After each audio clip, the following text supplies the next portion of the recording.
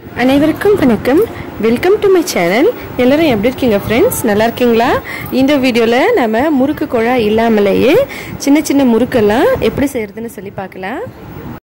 நம்மளோட இந்த சேனல் நீங்கள் இப்போ தான் ஃபஸ்ட் டைம் பார்க்குறீங்கன்னா நம்ம சேனல் பிடிச்சிருந்தா மறக்காமல் ப்ளீஸ் ஃப்ரெண்ட்ஸ் சப்ஸ்கிரைப் பண்ணிக்கோங்க.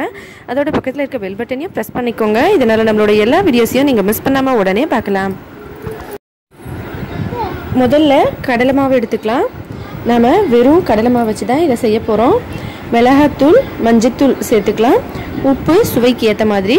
ஒரு சிலர் சீரகம் சேர்ப்பாங்க. சீரகம் வேணாலும் சேர்த்துக்கலாம், இல்லைனா ஓமம் கூட சேர்த்துக்கலாம். உங்கள் விருப்பம் போல் நீங்கள் சேர்த்துக்கலாம். இது வேணாலும். 1 ஸ்பூன் அளவுக்கு எண்ணெய் சேர்த்துக்கலாம். எல்லாத்தையும் ஒன்றா சேர்த்து நல்லா பிசைஞ்சுக்கலாம்.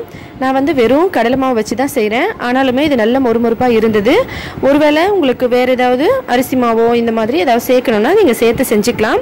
ஆனால் நாங்கள் எப்போவுமே வெறும் கடலை மாவில் தான் செய்வோம். அது ரொம்ப நல்லாயிருக்கும். உருளைக்கிழங்கு வச்சு செய்வாங்க. அது ஆலு வச்சு செய்கிறதுக்கு ஆலு சேவ்னு சொல்லுவாங்க. உருளைக்கிழங்கு சேவ்னு அது செய்கிற மாதிரி இருந்தால் உருளைக்கிழங்கு போட்டு நம்ம செஞ்சுக்கலாம். இது வெறும் கடலை மாவு வச்சு இந்த முறுக்கு செய்ய போகிறோம். தண்ணி ஊற்றி நல்லா பிசைஞ்சிக்கலாம். இந்த மாதிரி இருக்கணும் இதோட கன்சிஸ்டன்சி. பாருங்கள், பார்க்குறதுக்கு நம்ம இந்த மாவை இந்த மாதிரி பிசைஞ்சிக்கணும். தண்ணி தேவையான அளவுக்கு நீங்கள் ஊற்றி இந்த வீடியோவில் காட்டின அளவுக்கு மாவு இருக்கிற மாதிரி நீங்கள் பிசைஞ்சு எடுத்துக்கலாம். பாருங்கள், இந்த மாதிரி இருக்கணும். எண்ணெய் நான் கொஞ்சமான மாவு தான் எடுத்திருந்தேன். 1 கப் மாவுக்கு 1 ஸ்பூன் அளவுக்கு எண்ணெய். தேவைப்பட்டால் நீங்கள் 2 ஸ்பூன் கூட சேர்த்துக்கலாம். ஆனால் 1 ஸ்பூன் எண்ணெயே போதும். இந்த மாதிரி இருக்கணும் மாவு. பாருங்கள்.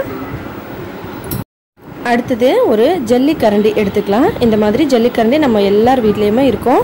இதில் கொஞ்சமாக எண்ணெய் இந்த மாதிரி மேலாக்க தடவிக்கலாம். மேலாக்கவும் கீழ்ப்பக்கமும் கொஞ்சம் எண்ணெய் தடவிக்கலாம். கடாயிலையும் கொஞ்சம் எண்ணெய் வச்சு நல்லா சூடு பண்ணிக்கலாம். முறுக்கு சுட்டு எடுக்க நம்ம எவ்வளோ எண்ணெய் ஊற்றுவோமோ அந்த மாதிரி. இப்போ இது ரெடியாக இருக்குது. இந்த ஜல்லிக்கரண்டி மேலே நம்ம ரெடி பண்ணி வச்சுருக்க மாவு கொஞ்சம் முதல்ல தேய்ச்சிட்டு அதுக்கப்புறம் இன்னும் கொஞ்சம் மாவு வச்சு இந்த மாதிரி தேய்ச்சிட்டே இருந்தோம்னா கீழே விழும்போது பார்த்தோம்னா நமக்கு இந்த மாதிரி முறுக்கு எல்லாம் வந்துடும். நம்ம இந்த மாதிரி முறுக்கு வீட்டில் செய்யும் போது எப்பவுமே முறுக்கு குழாய் வச்சு செய்வோம். ஆனால் நம்ம முறுக்கு குழாய் இல்லாமலே கூட இந்த மாதிரி ஜல்லிக்கரண்டியை வச்சும் செய்யலாம். பாருங்கள், இதே மாதிரி எல்லாத்தையும் செய்யலாம். நான் இன்னொரு தடவை செஞ்சு காட்டுறேன். அதே போல் ஜல்லிக்கரண்டியை நம்ம அந்த எண்ணெய்க்கு மேலே காமிச்சு முதல்ல கொஞ்சம் மாவு அது மேலே பூசி விட்டுறலாம். அதுக்கப்புறம் கொஞ்சம் மாவு வச்சு நம்ம இந்த மாதிரி தேய்ச்சோம்னா கீழே பாருங்கள் எப்படி வருதுன்னு. இந்த மாதிரி சின்ன சின்ன பீஸாக அப்படியே எண்ணெய்க்குள்ளே விழும்.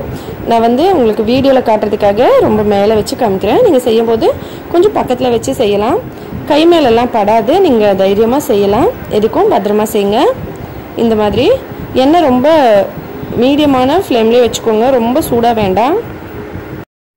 இப்போ இது ரெடி ஆகிடுச்சு. பாருங்கள், இது எடுத்துடலாம். இது எல்லாத்தையும் அடுத்த தடவை செய்யும்போது அது காஞ்சிருக்கும் இல்லைங்களா, அதனால் கொஞ்சமாக தண்ணி தொட்டு மேலே போகும்.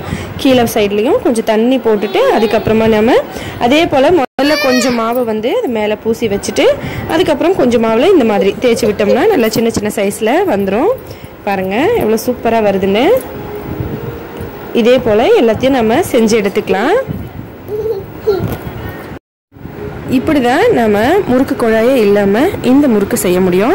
கண்டிப்பாக ட்ரை பண்ணி பார்த்துட்டு எப்படி இருந்ததுன்னு சொல்லுங்கள் ஃப்ரெண்ட்ஸ். இந்த வீடியோ பிடிச்சிருந்தா லைக் பண்ணுங்கள், ஷேர் பண்ணுங்கள். மறக்காமல் நம்ம சேனலை சப்ஸ்கிரைப் பண்ணிக்கோங்க. மேலும் இதே போல் இன்னும் பல புதுவிதமான வீடியோஸ் எல்லாம் பார்க்குறதுக்காக இந்த டிப்ஸ் பிடிச்சிருந்தா கமெண்ட்ஸில் சொல்லுங்கள். ஹெல்த்தியான சமையலாக வீட்லேயே சமைச்சு சாப்பிட்டு ஹெல்த்தியாகவும் சந்தோஷமாக இருங்க. நன்றி, வணக்கம்.